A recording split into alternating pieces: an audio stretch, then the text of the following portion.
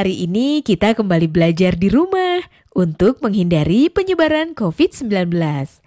Kali ini kita akan menyaksikan tayangan tentang situs Batu Berak, jejak pemujaan dan permukiman di Lampung Barat.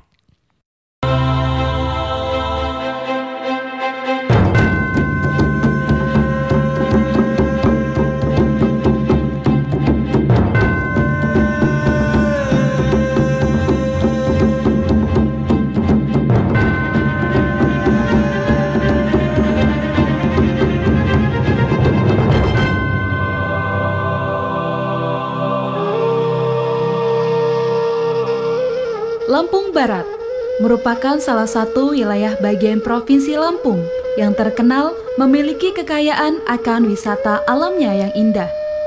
Tak hanya Taman Nasional Bukit Barisan Selatan, tetapi juga terdapat peninggalan purbakala berupa situs peninggalan zaman prasejarah yang banyak tersebar di Kabupaten Lampung Barat. Salah satunya adalah situs megalitik Batu Berak.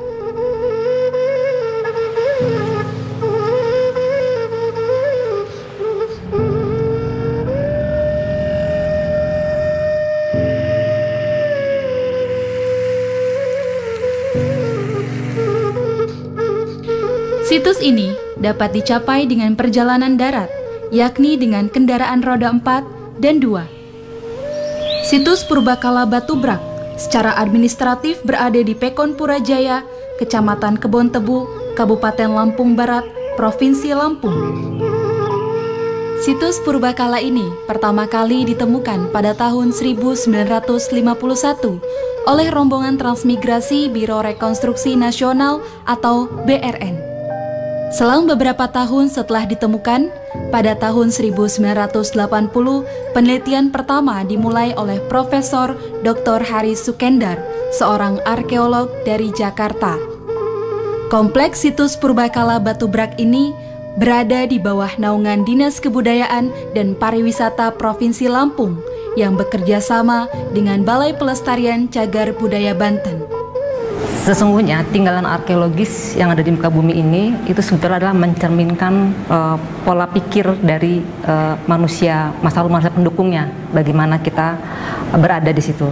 Seperti kita ketahui, tinggalan arkeologis di sini itu ada beberapa dari situs Batu Berak, situs Batu Jagur, Batu Tameng, Telaga Mukmin, situs Batu Jaya ya dan lain sebagainya.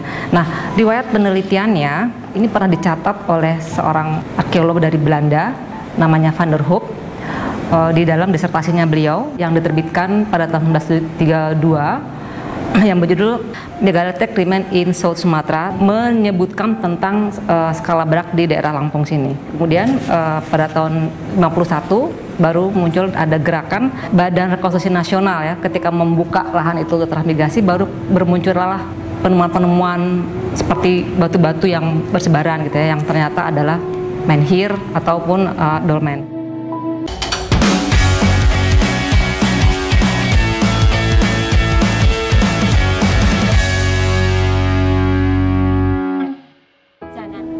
Kemudian situs ini telah melalui pemugaran selama 4 tahap yang dimulai pada tahun 1984 hingga 1989. Pada tahun 1989, kompleks situs megalitik Batu Berak mulai dibuka untuk umum, baik untuk wisata maupun untuk keperluan penelitian. Nah, apa saja tinggalan yang ada di sana? Itu antara lain adalah situs Batu Berak yang besar ya. Di situ ada dolmen, menhir, ada batu umpak. Ya, dia memanjang antara tenggara dan barat laut teratur tadi, dikelilingi oleh bukit-bukit dan gunung ya. Jadi kalau di sebelah utaranya Bukit Abung, di sebelah selatannya itu Bukit Asahan, di sebelah barat Bukit Rigis, dan di sebelah timur itu Bukit Begelung. Kemudian ada lagi situs Batu Jagur. Nah, Batu Jagur ini dia ada di bukit dan permukaan rata ya, terdapat menhir. Kemudian Batu Tameng. Batu Tameng ini juga terletaknya juga di bukit. Nah, Batu Tameng ini merupakan satu ada dolmen dan menhir. Nah, dahulu katanya di situ ada satu meja yang kemudian di atas itu ada batu bulat ya, seperti tameng, sehingga disebutnya Batu Tameng gitu di situ. Tapi ketika saya ke sana pun pada tahun 2006 itu sudah sudah tidak ada gitu. Tapi sesungguhnya ceritanya seperti itu. Kenapa disebut Batu Tameng? Nah, di sini juga ditemukan juga fragmen tembikar dan keramik tadi, dan ada batu umpak juga. Kemudian Telaga Mukmin, jadi monumen besar, ada satu dolmen besar dan ada yang juga yang kecil-kecil. Nah, ini juga terletak di lereng Bukit Asahan. Terus di situ juga ada keramik dan tembikarnya di situ juga. Nah, terus ada Telaga Jernih ya sebagai sumber air, jadi tidak heran disebutnya menjadi Telaga Mukmin. Kemudian juga ada situs Batu Jaya. Ini juga lagi ada kompleks megalitik yang besar sekali. Itu ukurannya sampai 220 kali 180 kali 75 cm. Jadi itu besar sekali, jadi hampir 3 meter ya. Kemudian ukuran umpaknya juga besar ya, 85 kali 75 cm.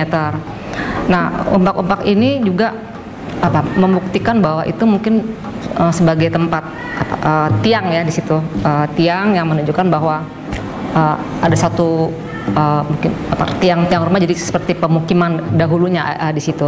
Nah, di sini adalah situs yang menggambarkan satu tatanan yang banyak dominan dari dolmen dan sebaran-sebaran menhir yang ada di sana.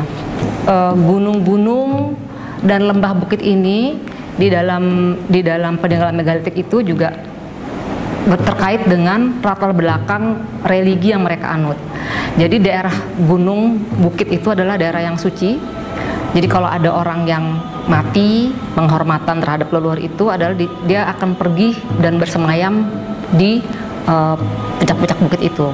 Jadi dengan mereka bertinggal tempat di situ, itu menunjukkan bahwa memang mereka memilih tempat yang suci untuk itu di situ. Jadi mungkin pada awalnya penduduk ini juga mulai ada satu yang disebut primus inter pares ya. Primus inter pares ini adalah pemilihan satu kepala suku. Jadi pilihlah yang memang terbaik di antara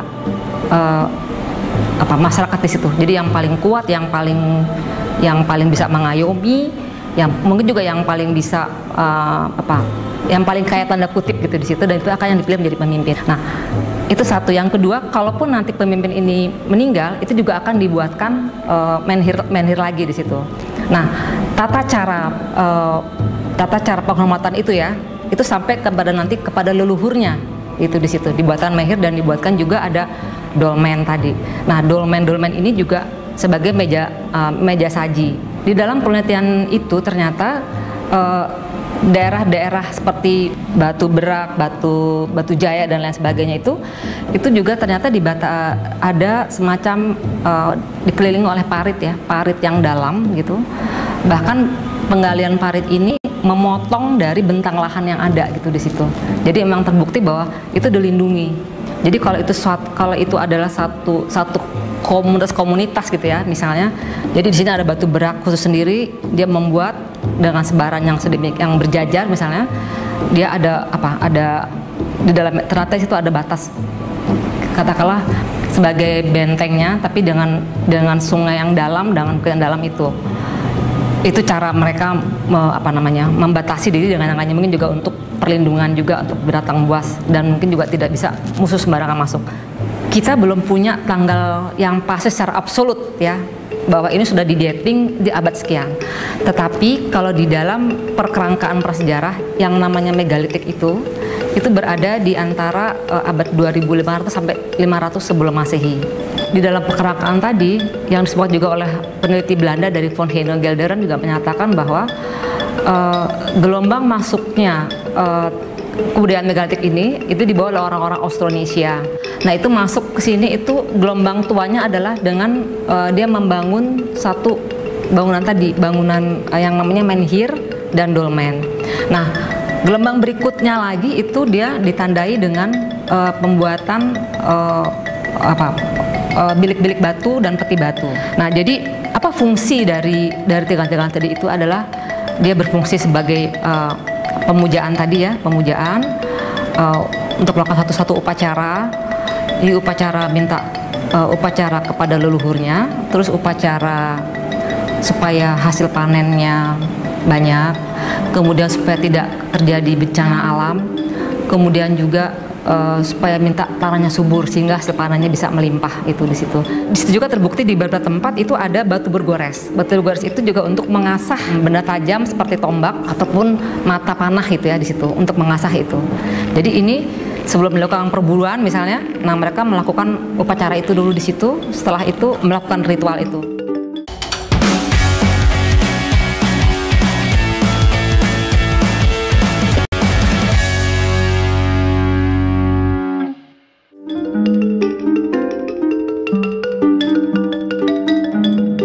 Situs batu bara pertama kali ditemukan pada tahun 1951 oleh rombongan transmigrasi Biro Rekonstruksi Nasional. Kemudian pada tahun 1980 dilakukan penelitian ya secara intensif oleh Pusat Penelitian Arkeologi Nasional yang menyimpulkan bahwa situs batu bara adalah tempat pemujaan.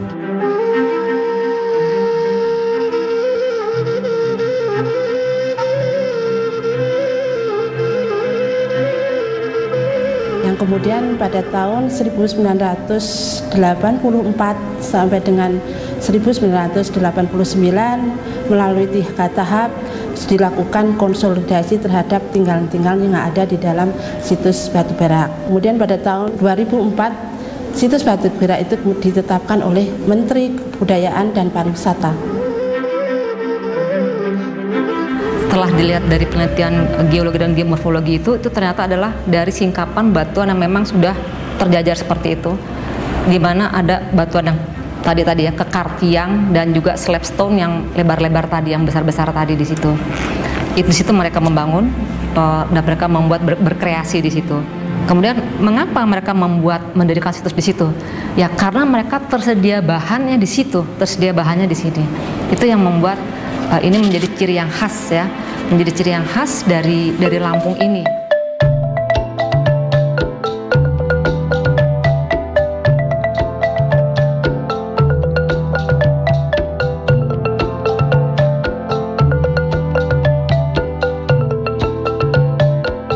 Balai Pelestarian Cagar Budaya juga melakukan pemeliharaan secara periodik, menempatkan 6 juru pelihara dan juga melakukan penataan kembali terhadap tinggalan-tinggalan yang ada di batu bara. Diharapkan bahwa dengan 6 juru pelihara ini di situs batu bara selalu terpelihara dan tertata dengan baik.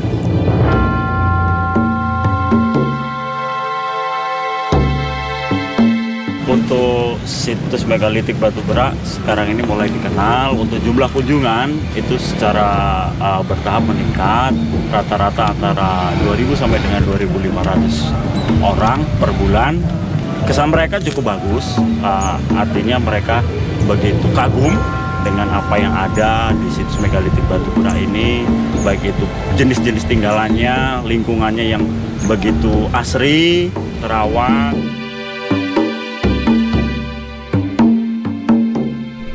Pemerintah Kabupaten Lampung Barat, khususnya melalui Dinas Pendidikan dan Kebudayaan Kabupaten Lampung Barat, dalam rangka turut melakukan pelestarian, pengembangan dan juga pemanfaatan cagar budaya di situs megalitik batu bara, bekerjasama dengan komunitas-komunitas yang peduli akan concern dengan cagar budaya, melakukan kegiatan pentas budaya di situs megalitik batu bara ini.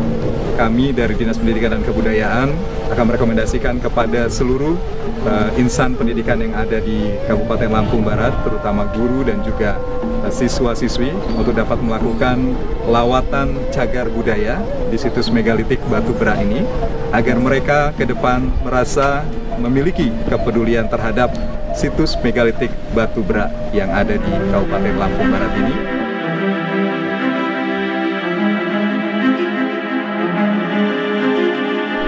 Sebelum pembubaran itu memang ditemukan semua masyarakat, dibikin kebun gitu. Nah, ketemukanlah peninggalan sejarah berbekala gitu.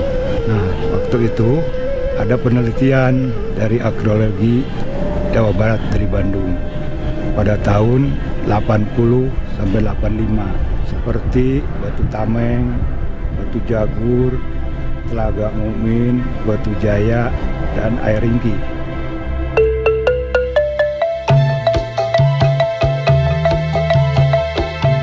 Batu Brak merupakan salah satu jejak sejarah peradaban dan budaya.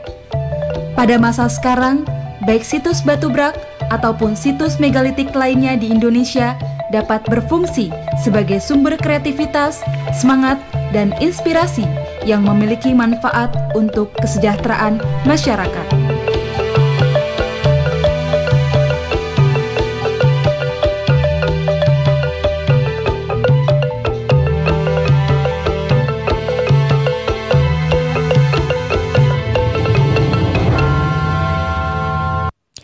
Dah teman-teman sudah menyimak tayangan tadi ya. Sekarang saatnya kita menjawab pertanyaan ini. 1. Menurutmu upaya apa yang dapat dilakukan untuk menjadikan wisata alam sebagai wisata andalan suatu daerah? 2.